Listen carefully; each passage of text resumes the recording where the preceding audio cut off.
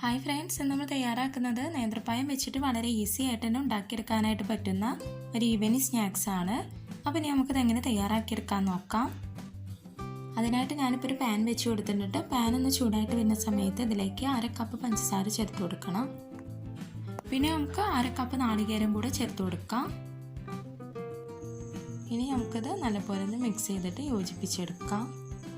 പഞ്ചസാരയൊക്കെ ഒന്ന് മെൽറ്റായിട്ട് വരുന്നത് വരെ നമുക്ക് മീഡിയം ഫ്ലെയിമിലിട്ടിട്ട് ഇതുപോലെ ഒന്ന് മിക്സ് ചെയ്ത് കൊടുക്കണം.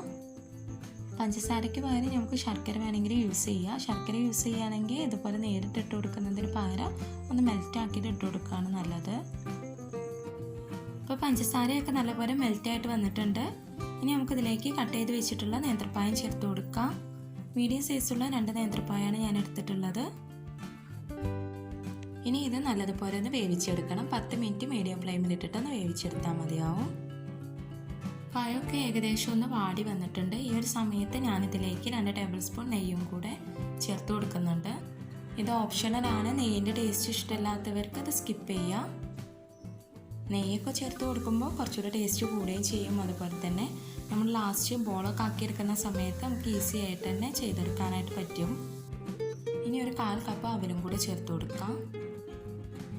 ഏത് ടൈപ്പുള്ള അവിൽ വേണമെങ്കിലും നമുക്ക് എടുക്കാം. എന്നിട്ട് ഇത് നല്ലപോലെ ഒന്ന് മിക്സ് ചെയ്തിട്ടൊന്ന് യോജിപ്പിച്ചെടുക്കണം.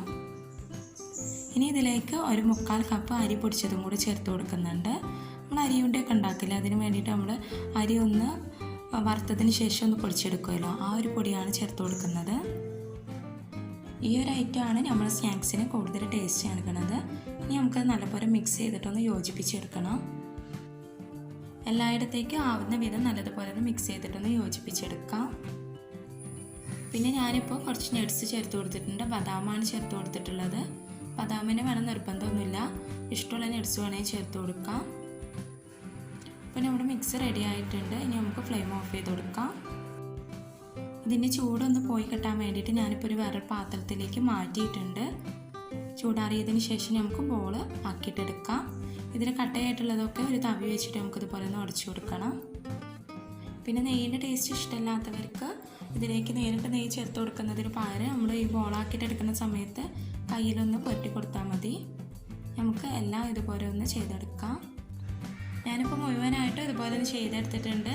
വീട്ടിലുള്ള സാധനങ്ങളൊക്കെ വെച്ചിട്ട് വളരെ ഈസി ആയിട്ട് തന്നെ ചെയ്തെടുക്കാൻ പറ്റുന്ന ഒരു റെസിപ്പിയാണിത്. അപ്പോൾ എല്ലാവരും ഇതൊന്ന് ട്രൈ ചെയ്ത് നോക്കണം. വീഡിയോ ഇഷ്ടമായിട്ടുണ്ടെങ്കിൽ ലൈക്ക് ചെയ്യാനും ഷെയർ ചെയ്യാനും മറക്കരുത്. പ്രീവിയസ് വീഡിയോസൊക്കെ കാണാം. അപ്പോൾ ഇൻഷാ അല്ലാഹ് മറ്റൊരു റെസിപ്പി വീഡിയോ ആയിട്ട് വീണ്ടും കാണാം.